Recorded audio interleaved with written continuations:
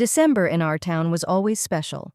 The air was drier, the mountains seemed closer in the distance, and the evenings were filled with that special pre-Christmas excitement I remembered from my childhood.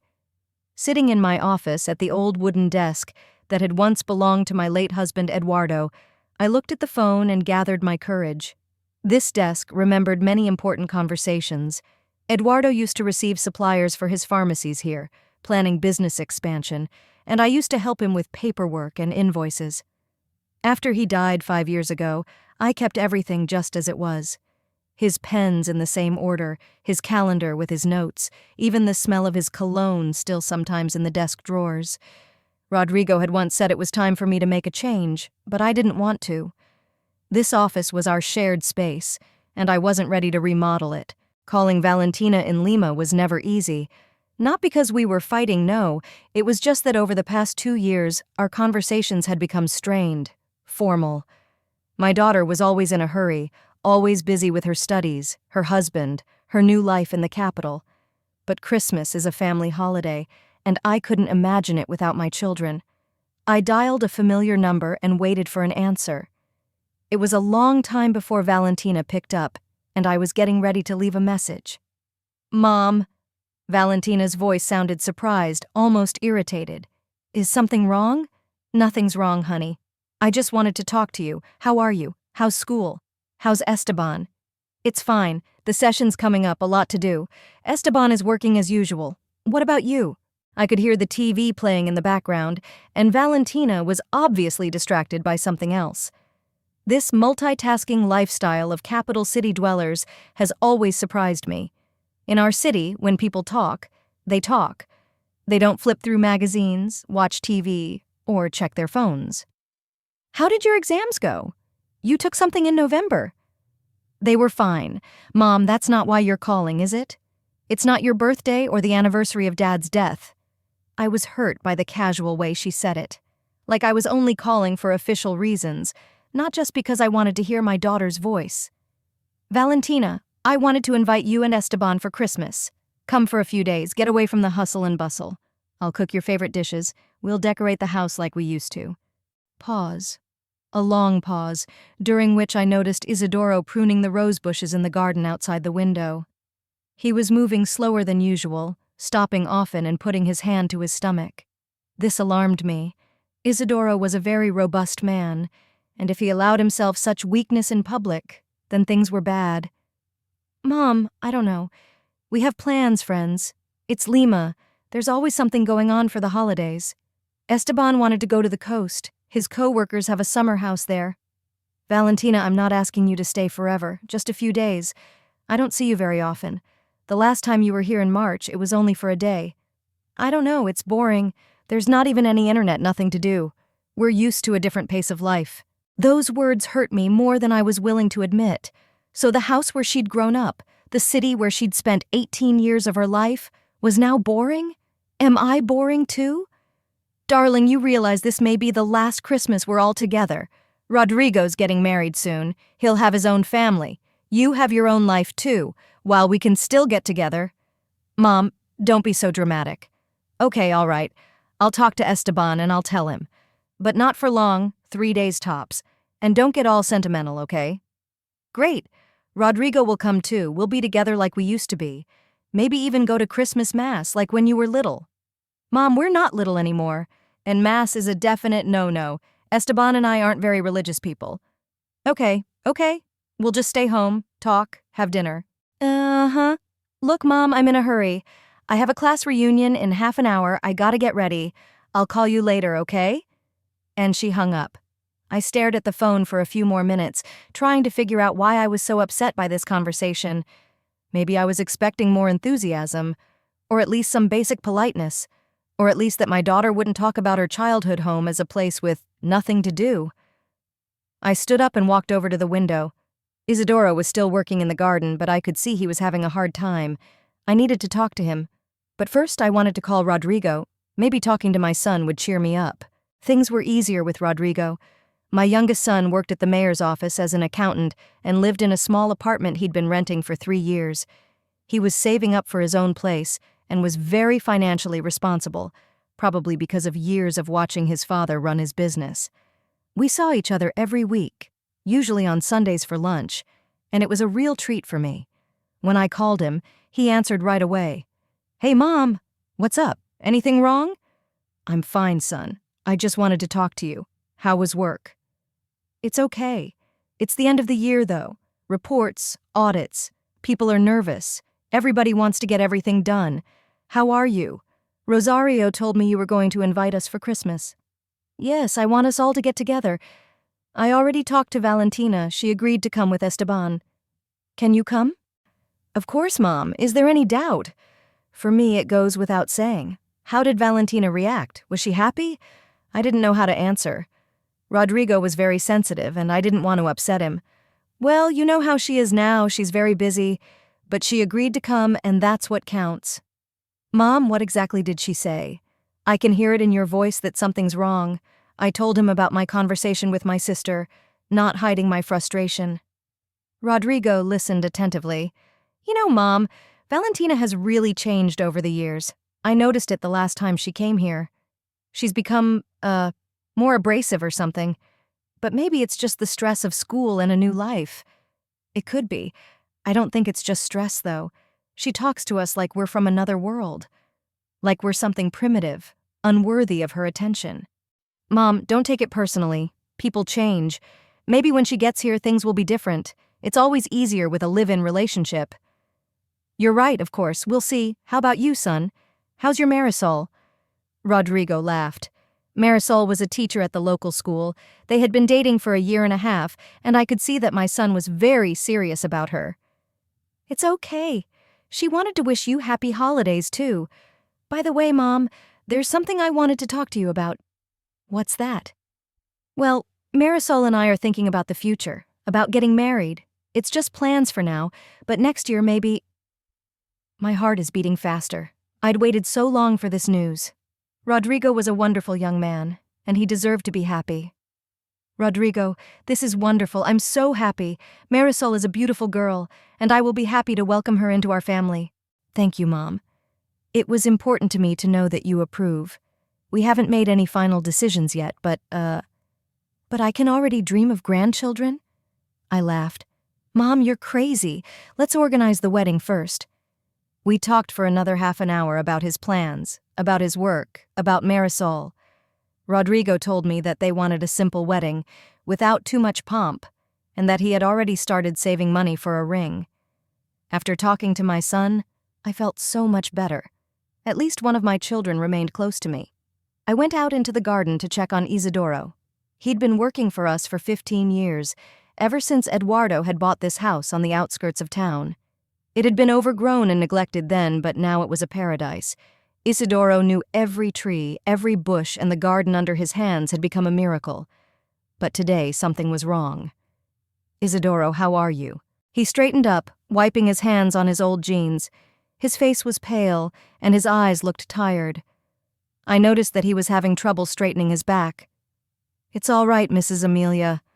I'm preparing the garden for the feast, as always. I want it to be beautiful when your children arrive. You don't look well. Maybe you shouldn't work today. The kids aren't coming tomorrow, so we have time to get ready." "Oh no, not at all. It's just my stomach's been hurting the last few days.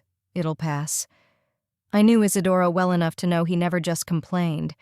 If he said it hurt, it meant it had been hurting for a long time and it was serious. He was the kind of man who considered health complaints a sign of weakness. "Isidoro, how long have you had stomach pains?" "About 2 weeks, maybe 3, but I thought it was from bad food. My wife sometimes cooks too much spicy food, so it hurts." "Have you seen a doctor?" "No doctors. It's expensive. I have medicines, I buy them from the pharmacy, I'll drink them and it'll go away." I sighed. Pride is a beautiful trait, but sometimes it can hurt. Isidoro made a good salary, but he had a large family, 3 grandchildren, and I knew that every salt counted. His wife Esperanza worked as a school janitor, his oldest son was in the army, and his younger children were still in school. "Listen to me carefully. You're going to see Dr. Moreno today. Now, and no buts. Mrs. Amelia, I can't leave work. I have to finish pruning, then fertilize. Isidoro, the garden can wait, but your health can't." What good are beautiful roses if you can't see them? I took some bills out of my purse and handed them to him. Isidoro shook his head. No, Signora, I can't. It's too much. I'm not a beggar. Isidoro, look at me. You've been working for us for 15 years.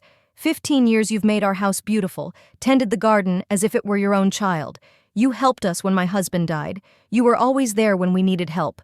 And now that you need help, you refuse? But it's money, ma'am. It's not a handout. It's for the man who for 15 years has made my garden the most beautiful in town. And don't argue with me. You know I'm stubborn. He took the money, but I saw how hard it was for him. Men and their pride is an eternal story. Thank you, Mrs. Amelia. I'll work it off. No one's working anything off. Just get well and come back to us healthy. Now go home. Tell Esperanza you're going to the doctor and don't come back until you're properly checked out. What about the garden? The garden's not going anywhere.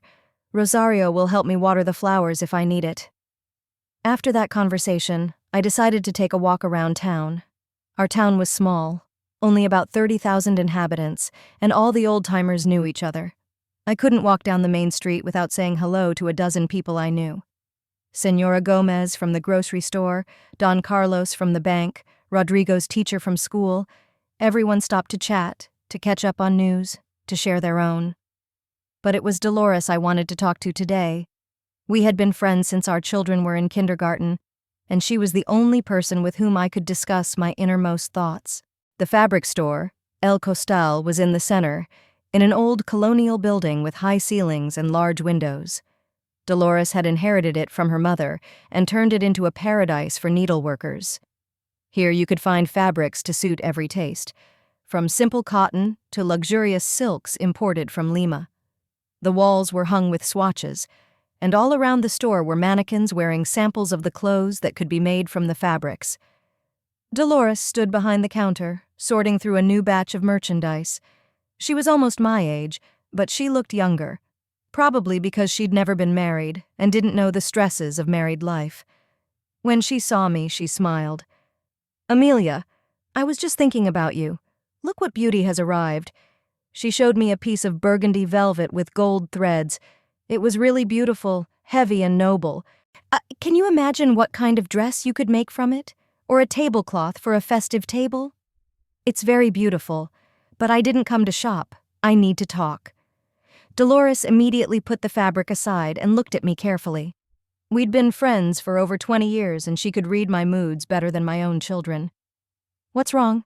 Sit down. Tell me. Would you like some tea?" I sat down in the old chair next to the counter, the same chair I had sat in years ago when I had told Dolores about Eduardo's illness, about my fears and worries.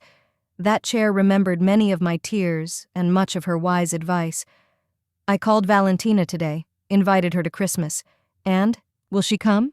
She'll come. But the way she said yes, Dolores, I feel like I'm losing my daughter. I told her about my conversation with Valentina, not hiding my feelings. Dolores listened in silence, nodding from time to time. When I finished, she was silent, thinking about what I had said. "You know," she said at last, "young people are different now. They have their own priorities, their own interests. Maybe you shouldn't take it so personally." It's not that she has different interests. It's the way she talks to me, like I'm an obstacle in her life. Like anything to do with our house, our town, is not worthy of her attention. "Do you remember what you were like when you were her age?" Dolores asked. "Do you remember how you and I dreamed of escaping from this boring town into the big world? How we thought our mothers didn't understand anything about real life?" I remember, but we didn't talk to our mothers as if they were a burden to us. Maybe we've forgotten exactly how we talked. Time has a way of softening memories. Dolores was right, of course. But something inside me objected to that explanation. It wasn't just youthful ego or a desire for independence. I could hear something else in Valentina's voice, a coldness that hadn't been there before. Even when she was a teenager, rebelling against everything in the world, there was always a warmth in her voice when she spoke to me. "You know what upset me the most?" I said. "She said there was nothing to do here and that it was boring. Dolores, she grew up here. This is her home, her roots." Amelia, a lot of young people say that about their hometowns. It doesn't mean they don't love them. It's just that they think life is more interesting, more fulfilling somewhere out there in the big cities. Maybe you're right. We'll see how Christmas goes. Maybe when we're together, things will be different. Exactly. In the meantime, let's think about the good things. What are you going to cook? Rosario will help? What about the decorations? Remember how we used to make flower garlands for your house? We talked for another half-hour about the plans for the party. Dolores offered to help with the decorations. We discussed the menu, and I felt the excitement slowly recede. Dolores was always able to calm me down, to find the right words, to help me look at things from a different angle. But as I was about to leave, Dolores stopped me at the door. Amelia, you don't seem the same today. You're more nervous. And it's not just Valentine, I can see that. What else is bothering you? I've been thinking. Dolores was right. I had been feeling strange the last few days. There was a feeling that something was going to happen, some change. But I couldn't understand where the feeling was coming from. Maybe it was just pre-holiday nervousness? Or was it something else? I don't know, I just want everything to go well. I want us to be a family like we used to be. I want the kids to remember that they have a home to come home to. Amelia, home isn't just a building. A home is the love that lives in it, and your love for your children will never go away no matter what happens. Do you think I expect too much from them? I think you're a mother, and mothers always expect too much and too little at the same time. Those words struck a chord with me. On the way home, I thought about our conversation. Dolores had always been an optimist, but today, even in her voice, I heard a note of doubt. Or was it just me? Or maybe my worries were so obvious that even she couldn't dispel them completely. Rosario met me at home with questions about dinner and plans for tomorrow. We made a shopping list and discussed what we needed to prepare for the children's arrival. Rosario had worked for us for 8 years, and I trusted her completely. After her husband's death, she had become more than a housekeeper, but almost a member of the family. She knew my habits, my weaknesses, and she knew how to make the house cozy and warm. Mrs. Amelia, how many days will the guests stay? Rodrigo, probably a few days, maybe even until New Year's Eve. Valentina and Esteban said not long, 3 days at the most. As I see. I'll get the rooms ready for the young ones. The bed in Valentina's room should be checked. No one slept there in a while. What about Isidoro? He left early today, didn't even say goodbye. I told Rosario about our conversation and that I'd sent the gardener to the doctor. She nodded approvingly. It was the right thing to do. He hadn't looked well for a week, but he hadn't said anything. Men are like that. They wait till the last minute, and then it's too late to do anything about it. I hope it's not serious. Isidoro's still young, only 62. Young, yes, but he works hard. He's been physically laboring all his life. It's taking its toll on his health. In the evening, when the house had quieted down, I sat in the living room with a cup of tea and tried to sort out my feelings. Why was I so worried about my daughter's impending arrival? After all, I should have been excited to see her. But instead of joy, I felt anxiety, almost fear. Fear that the meeting would be a failure, that we would drift further apart. I stood up and walked over to the family photos on the dresser. There we were all together, me, Eduardo, little Valentina, and Rodrigo. This was about 20 years ago. The kids are still very young. Valentina smiles, wrapping her arms around my neck. So dear, so close. Where is that girl? What happened to that Valentina who told me all her secrets, who ran to me for comfort when she was sad? And here is a later photo. Valentina is already a student, but she still lives at home. She is more serious, more mature, but there is still that warmth in her eyes that I loved so much. It was only 3 years ago, but it seemed like an eternity. Somewhere in the back of my mind, I knew the answer to my questions. Something had changed in my relationship with Valentina over the past 2 years. Not radically, not immediately, but gradually, imperceptibly. Our conversations had become shorter, less frequent, more formal. Her interest in my life, in the life of the city where she grew up, gradually faded. She asked less and less about my health, my business, my plans. More and more often, the conversations were reduced to the formal. On the morning of December 23rd, I woke up with the feeling that something important was going to happen today. It was clear outside the window. The mountains seemed especially clear in the clear air, and I thought that the weather favored our meeting. Rodrigo was supposed to arrive in the afternoon, and Valentina and Esteban would be here by evening. Rosario was already in the kitchen when I came down to breakfast. She was the kind of person who woke up at first light and went straight to work. In her hands, any work was done quickly and efficiently. "Señora Amelia, I've already started preparing the rooms. I changed the linens in Valentina's bedroom and checked the plumbing. And I put extra towels in the guest room. I assume Esteban will be staying there?" "Yeah, sure, they're married, they need a separate room." Rosario nodded and continued her preparations. She never asked too many questions, but I could see she was curious about how this meeting would go. In the 8 years she'd been working in our house, she'd gotten to know the personalities of everyone in the family, and she must have noticed the changes in Valentina, too. "What about the groceries? Did you buy everything?" "Almost everything. I'll go to the market this morning for fresh fish and vegetables. I want to make that sea bass Don Rodrigo likes so much." "And for Valentina? What does she prefer now?" I wondered. I used to know my daughter's tastes, to be able to choose a dish or a gift for her, but now I realized that I didn't know what she liked to eat, what music she listened to, what books she read. This realization was painful. "Let's cook what she used to love.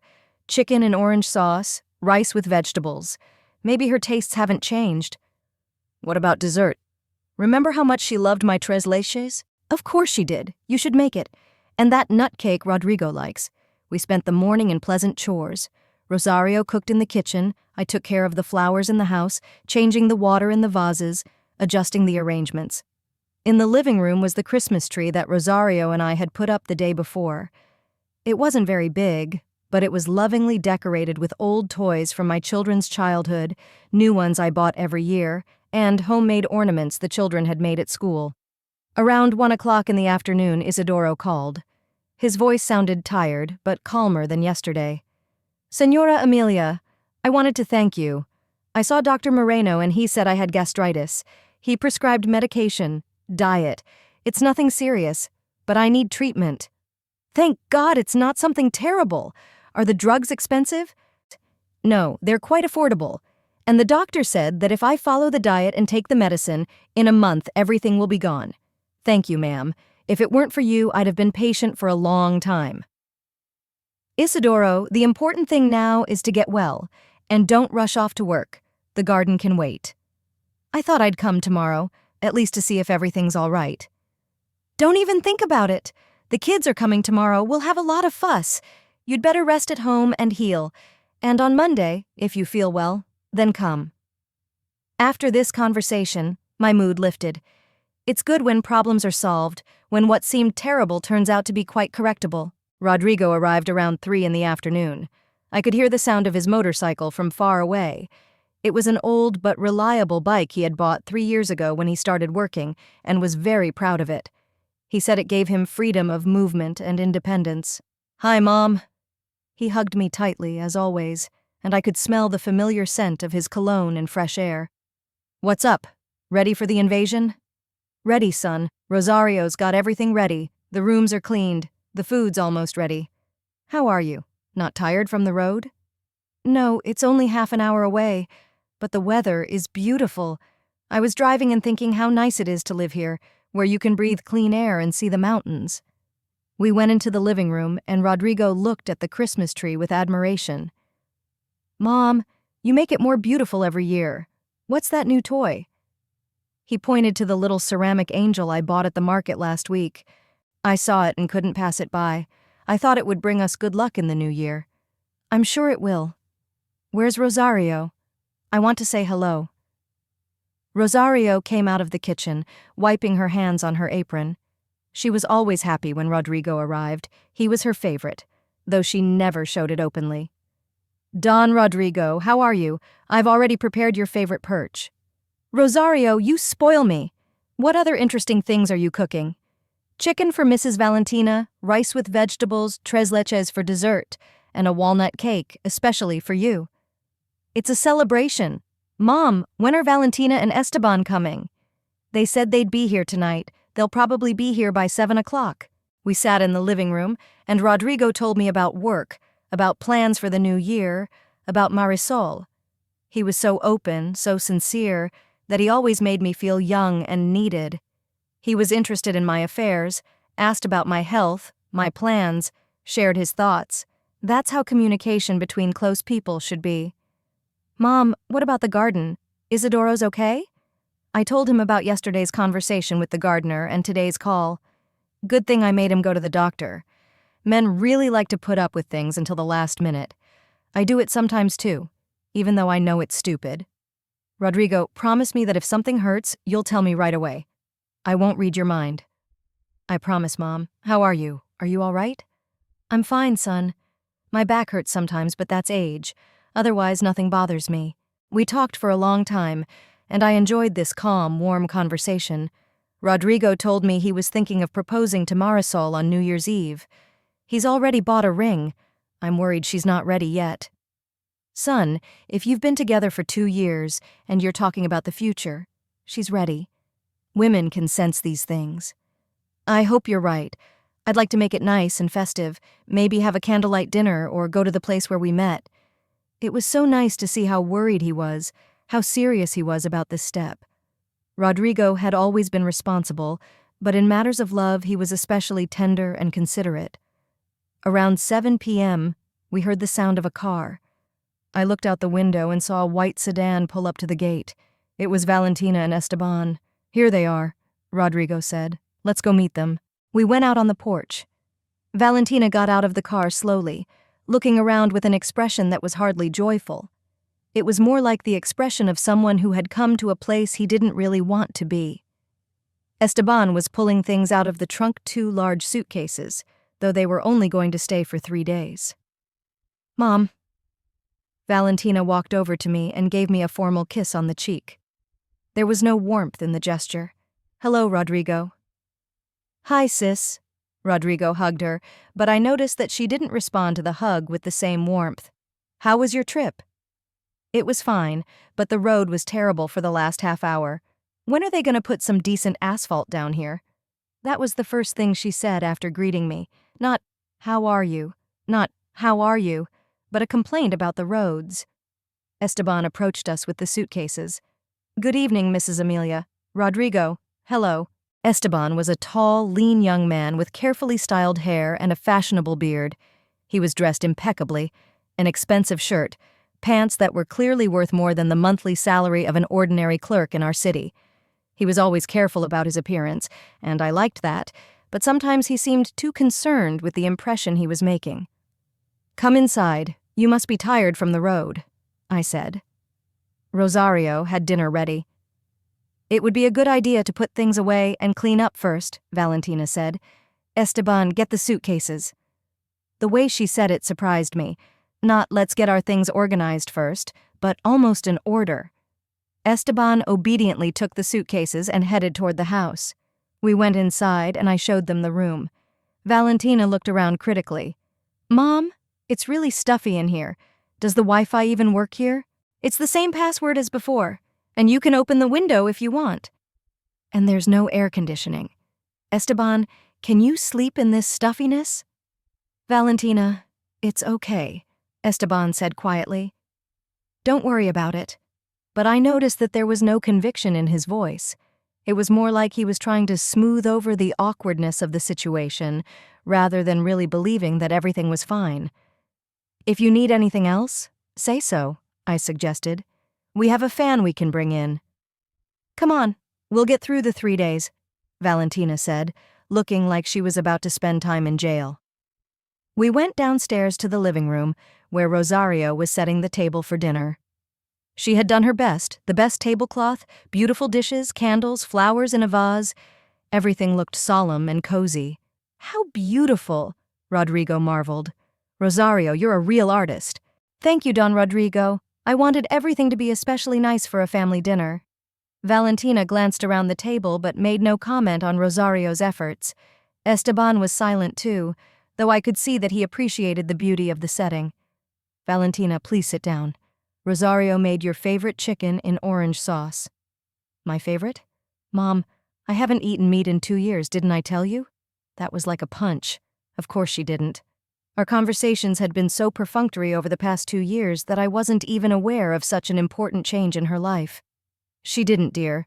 What do you eat then? Fish, vegetables, cereals. Esteban has switched to healthy eating too. It's very popular in Lima right now. Well, we have fish, Rosario said quickly. Sea bass, very fresh, and vegetables and rice. I'll serve it all right away.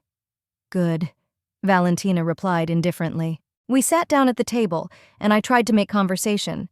Valentina, tell me, how are your studies going? Did the exams go well? They went well. What's there to tell? Lectures, seminars, credits, the usual student life. What are you studying this semester?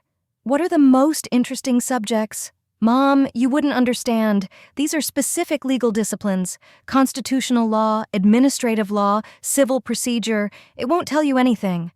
The tone she used was condescending, almost contemptuous, as if I were a child to whom it was useless to explain complicated things. I may not understand all the intricacies, but I'm interested to know what you do. What do you want me to say? That I study law?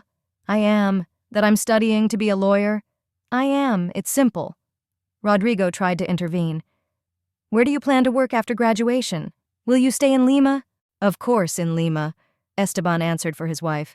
There are no normal law firms here, only some small offices. Well, lawyers are needed here too, Rodrigo objected softly. People have legal problems. Rodrigo, you don't understand, Valentina said. There are no career prospects here, no interesting cases. All you can do here is to wallow. The word living sounded particularly painful. So we're all wasting away here? Did my father stagnate when he built his business? And I'm a deadbeat? And Rodrigo and his job at City Hall? Valentina, a lot of people here have full lives, I said. We have good doctors, teachers, entrepreneurs. Mom, why are you arguing? We just have different ideas of what a fulfilling life is. Rosario served fish and vegetables. Valentina tasted it and wrinkled her nose. It was salty and a lot of spices. Excuse me, Donna Valentina, can I get you something else? No, nothing. We'll eat what we have. The answer sounded as if Rosario had offered her some inedible food, not a dish she had prepared with great care. Esteban ate in silence, occasionally nodding to his wife. When Valentina complained about the heat, he agreed.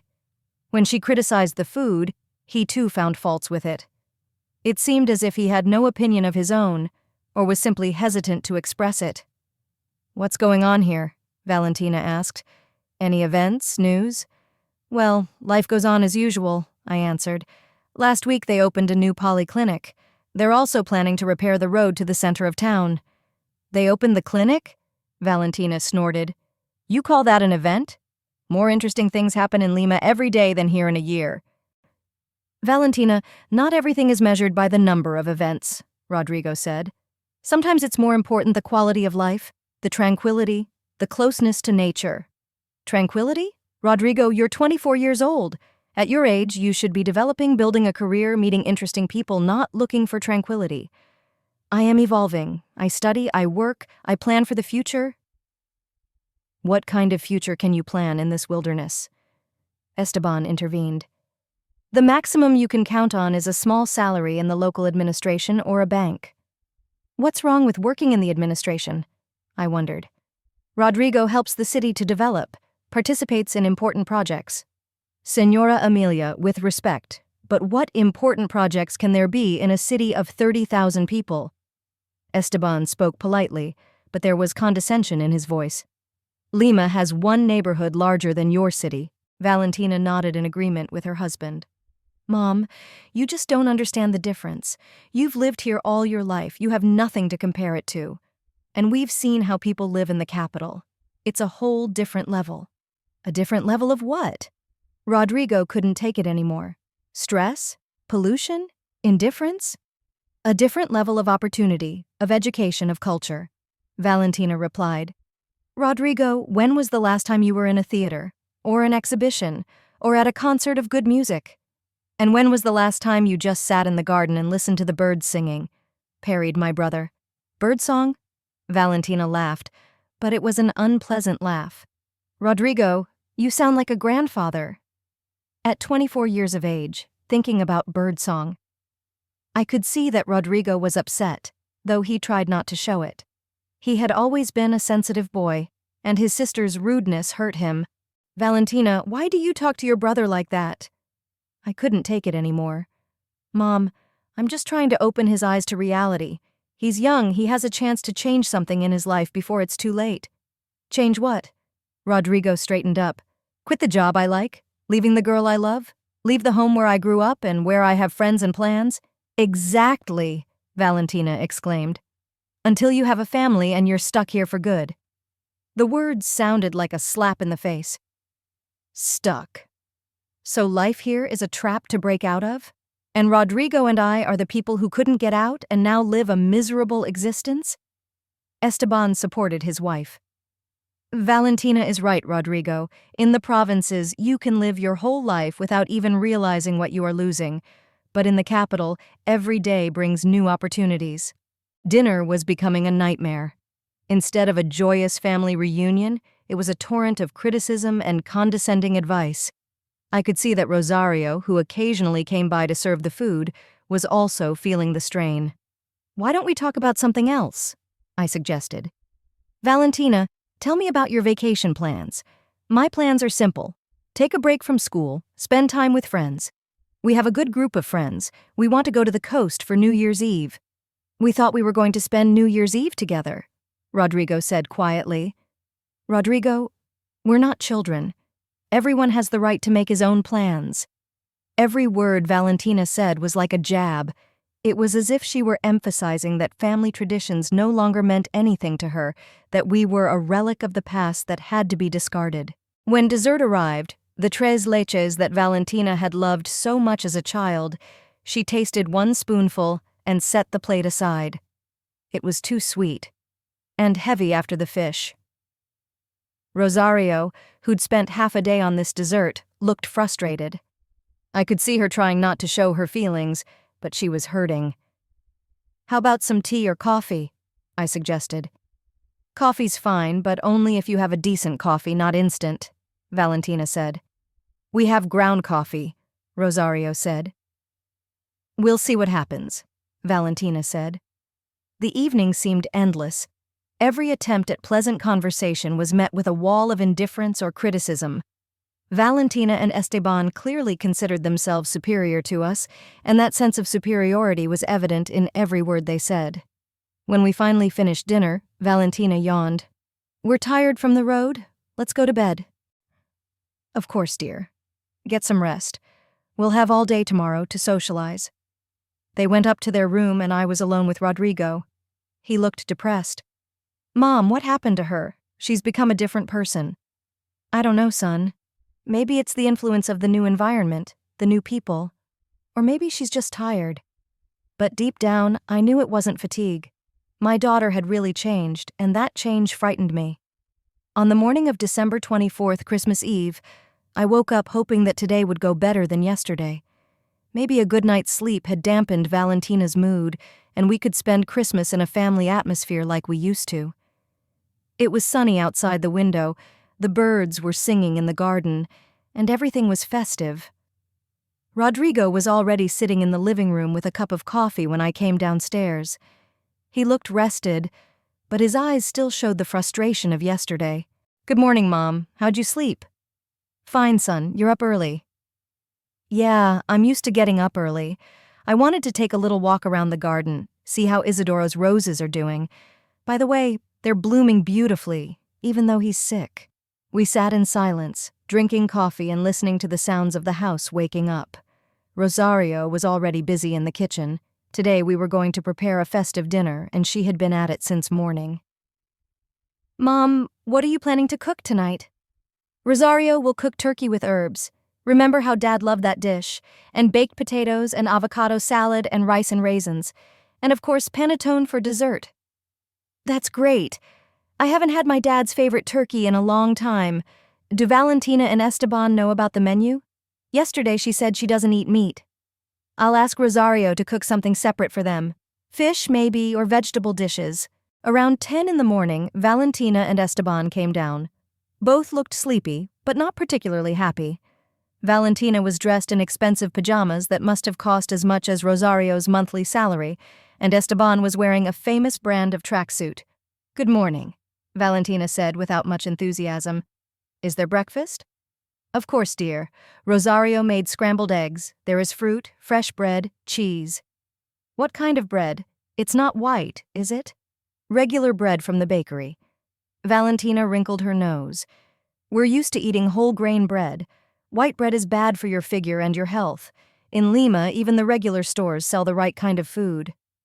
"Valentina, one day of white bread won't kill you," Rodrigo said. "Rodrigo, you don't understand. When you get used to good food, it's hard to eat anything." Esteban nodded in agreement with his wife. "In the capital, the food standards are very different. People there are health conscious. They read the ingredients." "And we don't watch our health?" I was surprised. "Mom, look for yourself. Yesterday we had fried fish for dinner. It's very fatty. Then a sweet dessert, and white bread, refined. It's all outdated nutrition." I felt like I'd been accused of trying to poison my own family. Rosario, who was serving breakfast, also heard those words, and I could see her tense up. "Valentina, Rosario cooked with love, trying to make everything taste good." "Mom, I'm not arguing that she tried. It's just that times have changed, and what used to be considered normal is now considered unhealthy." Breakfast was a tense affair. Valentina and Esteban ate reluctantly, commenting on the quality of the food and the way it was prepared. Rodrigo tried to smooth over the awkwardness by telling some neutral stories, but there was no enthusiasm in his voice. After breakfast, I suggested a walk around the city to show Esteban the places he hadn't seen yet. Maybe in the fresh air we could communicate.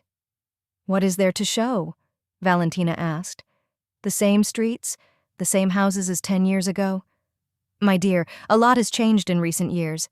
They renovated the central square, opened new stores." "New stores?" Valentina grinned.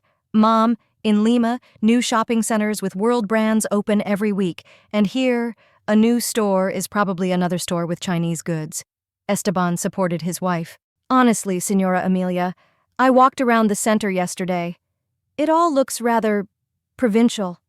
It feels like time stopped here 20 years ago." "Maybe it has," I agreed. "But is that a bad thing? There's still an atmosphere, people know each other, there's history here." "History?" Valentina snorted. "Mom, what kind of history can there be in a town that was founded in the 20th century for mining? This isn't Cusco or Arequipa. It's just an industrial center that has outlived its usefulness." These words hurt me. Our city was indeed young by historical standards, but good people lived here. It had its own life, its own traditions. This is where my children grew up, where Eduardo and I built our business and our family. "Valentina, this city gave you an education, a home, a family. Doesn't that mean anything?" "Mom, I'm grateful for my childhood, of course. But that doesn't mean I have to sit here all my life and settle for provincial pleasures. The walk didn't happen." Valentina and Esteban preferred to stay home and do their own thing, checking email, talking on the phone with friends in Lima, complaining about the slow internet. I spent the day in chores with Rosario, preparing a holiday dinner. We worked silently side by side, and I sensed that she too was upset by the comments of yesterday and today's guests. "Señora Amelia, maybe we shouldn't make such a big dinner," she asked quietly. "They won't like anything anyway." "Rosario, we don't cook to please anyone. We're cooking because it's tradition, because it's Christmas." By 6 p.m., everything was ready. The table was set with a festive tablecloth, candles lit, a beautifully decorated turkey in the center, garnishes and salads all around. Rosario had done her best, and everything looked festive and appetizing. We gathered around the table. I hoped that the festive atmosphere, the beautifully set table, the traditional dishes would bring us together, remind us that we are a family. "How beautiful," Rodrigo said. "It's just like when we were kids. Do you remember, Valentina, how you and I used to help your mother decorate the table?" "I vaguely remember," Valentina replied indifferently. I stood up to make the traditional toast. "My dears, I'm glad that we are gathered together today. I want to wish everyone health, happiness, love. May the new year bring us only good things. To family," supported Rodrigo, raising his glass. Valentina and Esteban sluggishly raised their glasses, but there was no enthusiasm in their gestures. They began with salads. Valentina tasted the avocado salad and cringed. A lot of salt, and the dressing was strange. "It's olive oil and lemon," I explained. "It's just dressing. In Lima, they make a more sophisticated dressing, with balsamic vinegar, with herbs, with special oils." Esteban tasted the rice and raisins. "It's an interesting combination. It's a bit primitive, though. We prefer risotto or paella." "Where can you find the ingredients for risotto here?" Valentina asked with a sneer. "There are no grocery stores here." "Valentina, we have everything we need," I countered. "Maybe not as much as in the capital, but enough." "Mom, you just don't know what real choice is. In Lima, there are stores that sell products from all over the world. Cheese from France, olives from Italy, spices from India." "And that makes the food better?" Rodrigo asked. "Of course it does.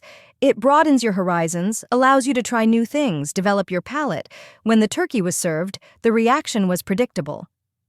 "We don't eat meat," Valentina reminded him. "I've prepared fish for you," Rosario said, serving a separate dish. Valentina tasted it and grimaced. It was too salty again, and too much spice. "Maybe just vegetables?" Rosario suggested. "Vegetables are okay as long as they're not fried and not in oil." Rosario brought stewed vegetables. Valentina ate a few spoonfuls, but it was obvious that she was eating through effort. "Esteban, what do you think of our city?" Rodrigo asked, trying to change the subject. "Honestly, it reminds me of a movie set in the last century. Everything is so outdated. Even the bank where I changed money looks like a museum." "What's wrong with preserving the atmosphere?" Rodrigo wondered. "What's wrong is that it's stagnant," Valentina answered for her husband. "Rodrigo, you don't understand the difference between preserving traditions and stagnation. There are no new technologies, no interesting projects, nothing important happens here." "Isn't the happiness of people important?" I asked. "What happiness, Mom? Happiness from living in one place all your life and seeing nothing? Is it happiness to be satisfied with little because you don't know that there is more?" "Valentina, not everything is measured by size and the number of opportunities," Rodrigo said. "There are people who find happiness in simple things." "Simple things?" Valentina laughed. "Rodrigo, you are 24 years old.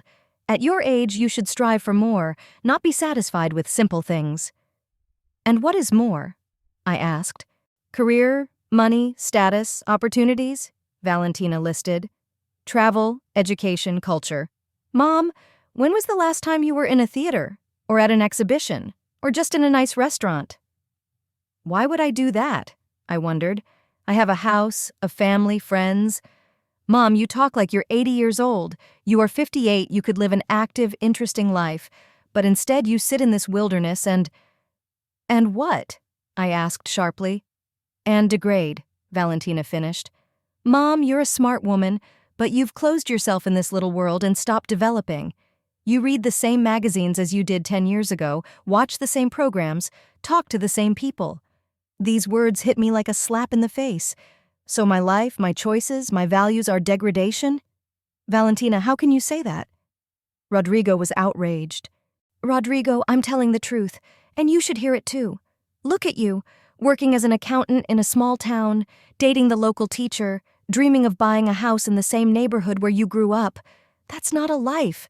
That's an existence." "Valentina, that's enough." I felt my insides boiling.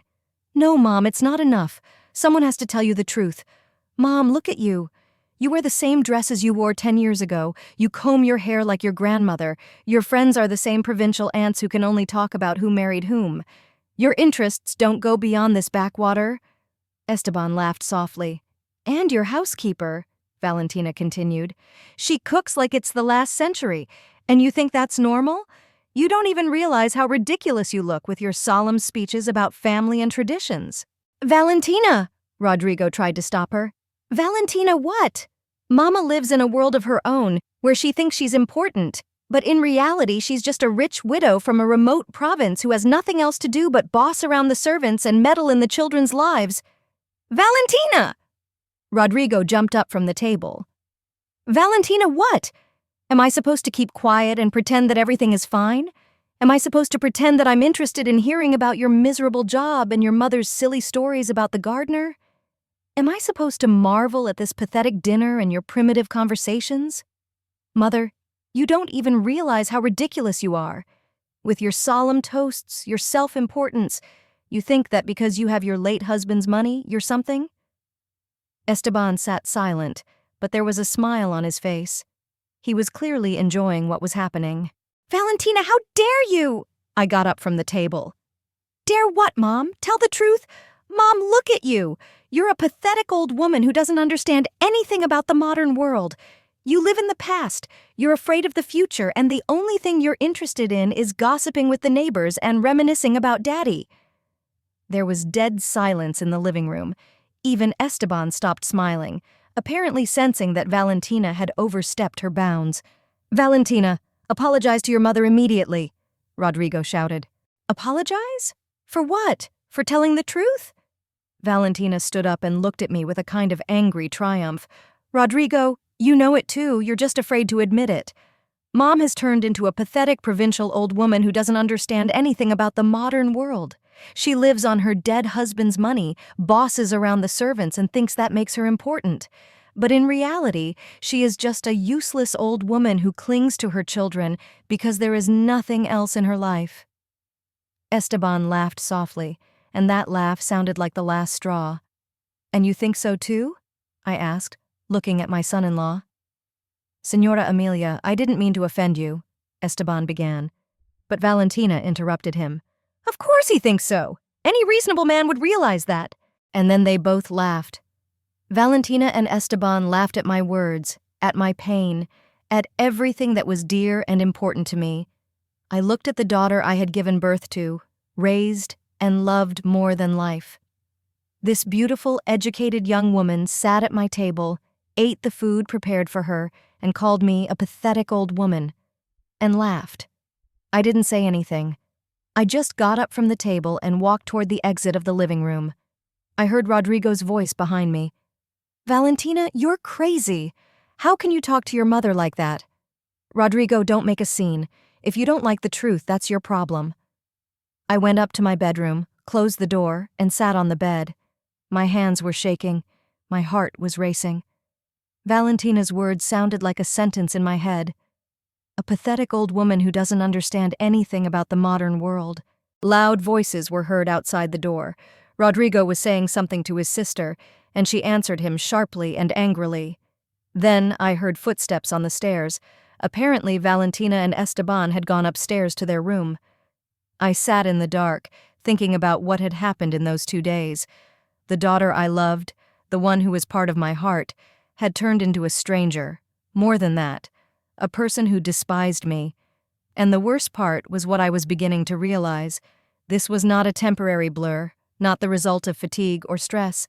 This is who my daughter had become, and there's no going back. I woke up early on the morning of December 25th, with a clear head and a firm decision. It had been a long and sleepless night, but by morning I knew exactly what I had to do. Valentina's words were still ringing in my ears, but the pain was slowly being replaced by cold determination. The first thing I did was call the university in Lima. Of course, there was no one there on a holiday, but I had the direct number of the dean of the law school, Don Alejandro Paredes, whom I had met a year ago at the scholarship award ceremony. He gave me his personal phone number in case there were any questions about Valentina's studies. Don Alejandro, sorry to bother you on a holiday. This is Amelia Solmar, Valentina Solmar Carrera's mother. Mrs. Amelia, what a surprise. Did something happen? Yes, something's wrong. I want to cancel my daughter's tuition starting in January. Pause. I'm sorry. Did I understand that correctly? You want to cut off the funding? That's correct. Starting January 1st, I will no longer pay Valentina's tuition. She can continue on her own or take out a loan. Mrs. Amelia, but we're only a year and a half away from graduation. Perhaps you'll reconsider. Valentina is a very bright student. I've thought it over, Don Alejandro. The decision is final. Good. Then I'll need to contact the student and notify her officially. We usually call the same day in such cases. Great. Thank you. After talking to the dean, I felt strangely calm. The decision had been made, and there was no turning back. Rodrigo came down for breakfast around 9 in the morning. He looked frustrated and tired. Apparently he hadn't slept well either. Good morning, Mom. How are you? Did you sleep well? I'm fine, son. You don't look like you slept well. Yeah, I was up all night thinking about last night. Mom, I'm so embarrassed about Valentina. I didn't know she could be so, cruel. Rodrigo, it's not your fault. You're not responsible for your sister's actions. But she's my sister. We grew up together and I remember how she used to be. Kind, helpful. What happened to her? I hugged my son. It hurt me to see him suffering because of Valentina's behavior. People change, son. Sometimes not for the better. Where is she now? Out for a walk, I think. We had breakfast in silence. Rosario was quietly in the kitchen preparing dinner. She, too, looked depressed after yesterday's events. Around 11 in the morning, the phone rang. I already knew who it was, so I took my time answering it. On the fourth ring, I picked up the phone. Mom? Valentina's voice sounded agitated and angry. I just got a call from the university. Yes, I know. You know? What do you mean you know? They said you canceled my tuition. It's true. How dare you? How dare you do that without my knowledge? Valentina, I pay your tuition, so I have the right to decide whether or not to continue paying. Mom, we need to talk. Now. And she hung up. Half an hour later, I heard quick footsteps on the stairs, and Valentina burst into the living room. She was in her robe, her hair disheveled, her face red with anger. She was followed by Esteban, who looked confused. Mom, what have you done? Valentina screamed. Do you realize that you have put an end to my future? Sit down, let's talk calmly, I said, not rising from the chair. What calmly? Mom, you're killing me. I have a year and a half left before my diploma. A year and a half. Valentina, sit down and talk quietly. There are other people in the house. She sat down on the edge of the couch, but she didn't get any calmer. Mom, I want everything back the way it was. Now, call the dean and tell him you changed your mind. I won't. What do you mean, you won't? Why not? I looked at my daughter carefully. Does she really not understand? After what happened yesterday, do you seriously think I'm going to continue paying your tuition? Mom, what does yesterday have to do with it? This is education. This is my future. Valentina, yesterday you called me a pathetic old woman and laughed at me. You humiliated me in my own house, in front of my son, in front of Rosario. And now you want me to keep supporting you? Valentina was confused for a moment, but quickly pulled herself together. Mom, if you are offended by the truth, that's your problem. But education has nothing to do with it. No, dear, I won't spend money on a man who despises me. I don't despise you. I'm just saying what I think. Exactly. You said what you think. Now I'm doing what I think. Esteban, who had been silent until then, decided to intervene. Señora Amelia, maybe we shouldn't make such drastic decisions. Valentina was upset. She said too much. Esteban, you laughed with her yesterday. Don't play the peacemaker now. Valentina jumped up from the couch. Mom, this is blackmail. You're blackmailing me with money. Blackmail? I stood up and looked my daughter in the eye. Valentina, I just don't want to pay for your education anymore. It's my right. Your right? What about my rights? The right to an education, to a future? You have a right to an education, but not at my expense. Mom, where did I get the money? I'm a student. I don't work. Esteban works. You can take out a loan, or you could get a job and study at night. You're suggesting I quit a prestigious day school and go to night school? Do you realize what that means for my career? I do, but it's not my problem anymore. Valentina started walking around the living room, waving her arms. I can't believe it. My own mother is ruining my life over some stupid grudge. Valentina, sit down and listen to me carefully. I'm not ruining your life. I just don't want to finance someone who thinks I'm a pathetic old woman. But that's stupid. I said something I shouldn't have said. I'm sorry. Are you happy? That sorry sounded like she was apologizing for accidentally stepping on my foot. Valentina, you apologize for spilled coffee, not for humiliating your mother. Mom, what do you want? You want me to get on my knees and beg for forgiveness? I said what I think. I won't be a hypocrite. Esteban tried to intervene again. Valentina, perhaps you should apologize more. Sincere? Esteban, I will not grovel, his wife answered him sharply. Mom is throwing a tantrum over nothing. And then I realized that my daughter is not remorseful at all. For her, yesterday's humiliation is a trifle, and my decision is a tantrum. Valentina, do you think it's nothing to call me a pathetic old woman? Mom, come on, it's not literal. I was just saying that you're too confined in your own world. What about the fact that you laughed at me? Mom, we weren't laughing at you. We were laughing at the situation. What situation? Well, the way you take criticism. It's ridiculous to take offense at the truth. I sat back in my chair. Valentina wasn't just unrepentant, she genuinely thought she was right, and I was reacting inappropriately to her truth. Valentina, if you think your words are true and my reaction is inadequate, then what are we to talk about? About you having to pay the university back. Mom, who cares what I think about your life? It's my personal opinion. Valentina, and the fact that I don't want to support you anymore is my personal opinion. She stopped in the middle of the room and stared at me. Mom, are you out of your mind? Are you trying to ruin my life over nothing? Over nothing? So humiliating your mother is nothing to you? Mom, nobody humiliated you. You're dramatizing everything. Esteban nodded in agreement with his wife. Señora Amelia, to be honest, you really take everything too painfully. Young people communicate differently nowadays, more directly. More direct? I looked at my son-in-law. Esteban, calling your mother-in-law a pathetic old woman is more direct communication? Well, it's not literal. How is it literal? Valentina intervened again. Mom, stop demagoguing. Just give me the money back, that's all. I won't. Then you are a vindictive fool, Valentina shouted. There was silence in the room. Esteban turned pale, realizing that his wife had overstepped her bounds again. What did you say? I asked quietly. I said you're a vindictive fool. Using money as a weapon. It's despicable and vile. Valentina, shut up right now, was the voice of Rodrigo, who appeared in the doorway of the living room. Oh, and you're here. Valentina turned to her brother. Rodrigo, tell your mommy to stop being naughty. Valentina, you've completely lost your conscience. Rodrigo entered the room. How dare you talk to your mother like that? And how dare she ruin my life?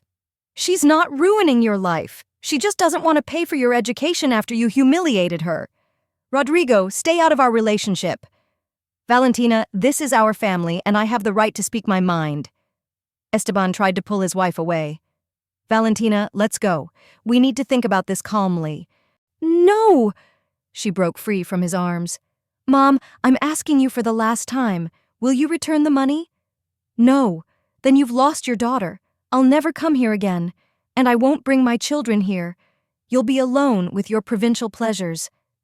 And she ran out of the room. Esteban cast a guilty look at us and followed his wife. Half an hour later, we heard the sound of a car starting up.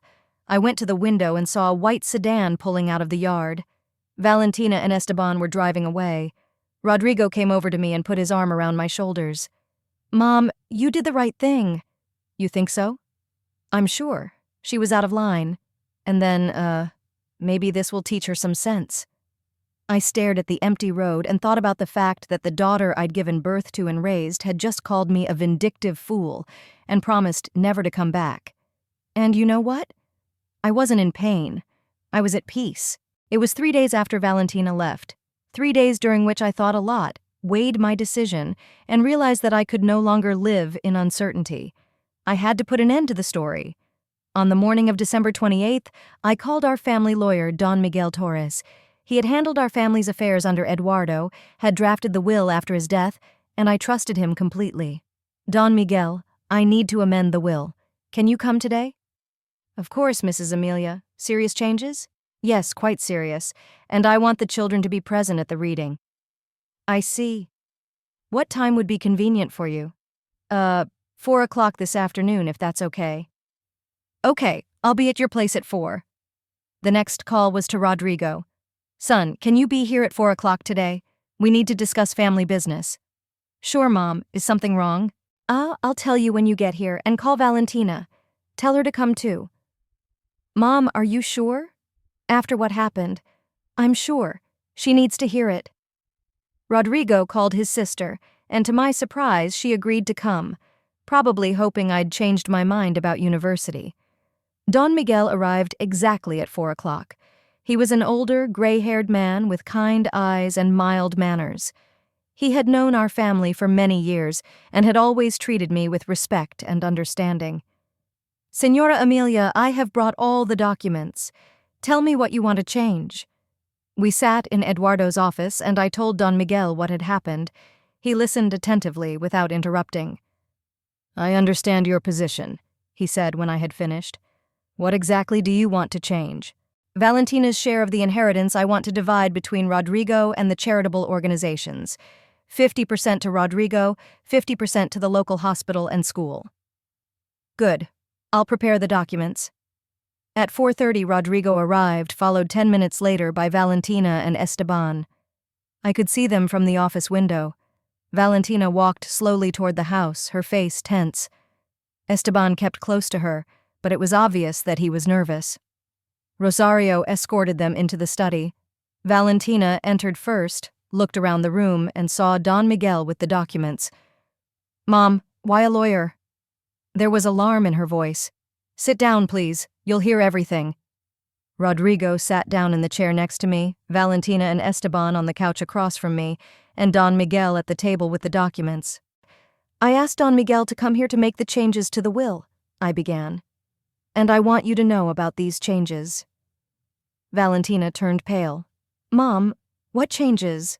Valentina, after what happened in the last few days, I realized that I can't leave you an inheritance. What? She jumped up from the couch. Mom, you can't do this. I can, and I do.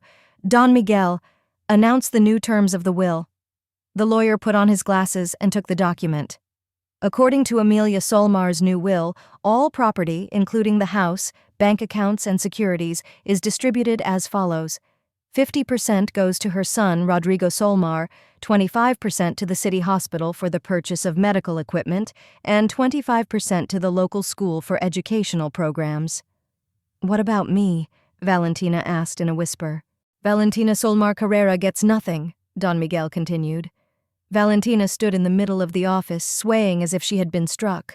Mother, you can't. I'm your daughter. You're my daughter who called me a pathetic old woman and a vindictive fool. Mom, That's not what I meant to say. Valentina, you said exactly what you think. And I do what I think. Valentina fell to her knees next to my chair. Mom, I'm sorry, please. I was wrong, I'm a fool, I understand everything. I'm sorry. For the first time in days, I saw real fear in my daughter's eyes. But was it remorse or just fear of losing the money? Valentina, stand up. Don't humiliate yourself. Mom, I'll be a good daughter. I'll come, I'll call, I'll fix everything. Valentina, it's late. How late? Mom, you can't do this. You can't disinherit your daughter because of one fight. It's not one fight. It's what you've become. Esteban tried to intervene. Mrs. Amelia, maybe we should give Valentina a chance. She's really repentant. Esteban, remorseful for what? For telling me the truth about what she thinks? Or that now she won't get the money? Valentina rose from her knees, and I saw the familiar glint of anger in her eyes. So you are avenging me after all. Valentina, I'm not retaliating. I just don't want to leave an inheritance to a man who despises me. I don't despise you. Valentina, you said yourself that I'm a pathetic old woman. You laughed at me. You think my life is worthless. Why would you inherit from such a pathetic person? Mom, stop it. I apologized. I only apologized when I found out about the will. Rodrigo, who had been silent until then, finally spoke. Valentina, Mom's right. You only apologized because of the money. Shut up, Rodrigo. It's none of your business. Valentina, it's my family, so it's my business. Your family? Valentina turned to me. Mom, so you chose him over me? Valentina, I didn't choose him. You made a choice when you humiliated me in my house. Valentina walked around the office waving her arms. I can't believe it. My own mother is disinheriting me because of stupid words. Valentina, the decision has been made, I said firmly. Don Miguel had already drawn up the documents. The lawyer nodded. The will has been drawn up according to all the rules and is legally valid. Valentina stopped and looked at me with hatred. You know what, Mom? Screw you. I don't want your money. I don't want this shithole. I don't need you. Valentina, Esteban exclaimed. Valentina, what? She wants war? She'll get war. Mother, do you think I'll be lost without your money? I'll get by. I'll become a successful lawyer. I'll earn more than you have, and you'll remain a pathetic old provincial woman who bought her son with an inheritance. Valentina, shut up at once. Rodrigo jumped up. And you, Valentina pointed her finger at him. You're a corrupt hypocrite. You support your mother for money. Valentina, go, I said quietly. Right now. I will. I'm never coming back here again. I curse this house and everyone who lives in it. She ran out of the study. Esteban was torn between wanting to follow his wife and trying to make things right. Mrs. Amelia, she didn't mean what she said. She's upset. Esteban, follow your wife. He nodded and ran out after Valentina. Rodrigo, Don Miguel, and I sat in silence, listening to the front door slam and the car start. A few minutes later, there was the sound of glass breaking. We all flinched and turned to the window. There was a hole gaping in the glass of the office and a brick lying on the floor. Don Miguel shook his head. Señora Amelia, maybe we should go to the police? No, Don Miguel, I don't think so. It's just a parting gift from my daughter. The sound of the car driving away faded into the distance. Rodrigo came up to me and hugged me. Mom, you did the right thing. You think so? I do. After everything she's done. Mom, did you see the way she apologized? Just for the money. Don Miguel has the papers. Mrs. Amelia, it's all done. If you need any changes, call me. Thank you, Don Miguel. There will be no more changes. After the lawyer left, Rodrigo and I were alone in the office with the broken window. Rosario brought a broom and started to clean up the pieces. Don't, Rosario, I said. Tomorrow we'll call a craftsman to put in new glass. Señora Amelia, maybe we should report this to the police. This is property damage. Rosario, my daughter did this. We won't go to the police. That evening, Rodrigo and I sat in the living room. He held my hand and I felt comfortable around him. Mom, don't you regret it? Regret what? About disinheriting Valentina. I've been thinking, do I regret it? Do I hurt? You know, son, it hurts that I lost my daughter, but I don't regret my decision. I can't leave an inheritance to a man who hates me. She doesn't hate you, Mom. She's just, changed. Maybe. But that's enough for me to change my will. We sat in silence, and I thought of tomorrow as a new day. A day without Valentina, but with Rodrigo, with Rosario, with Isidoro, with Dolores, with people who love and respect me, and the broken window will be replaced tomorrow with new glass, and life will go on.